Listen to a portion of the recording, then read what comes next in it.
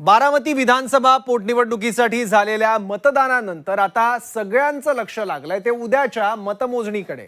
या पोटनिवडणुकीसाठी 23 एप्रिलला मतदान पार पडलं होतं आणि उद्या 4 मे रोजी सकाळी 8 वाजल्यापासून या मतमोजणीला सुरुवात होणार आहे। बारामती MIDC मधल्या वखार महामंडळाच्या गोदामात ही प्रक्रिया पार पडणार आहे। सुरुवातीला पोस्टल मतांची मोजणी होईल आणि त्यानंतर 8:30 वाजल्यापासून EVM मतमोजणीला सुरुवात होणार आहे।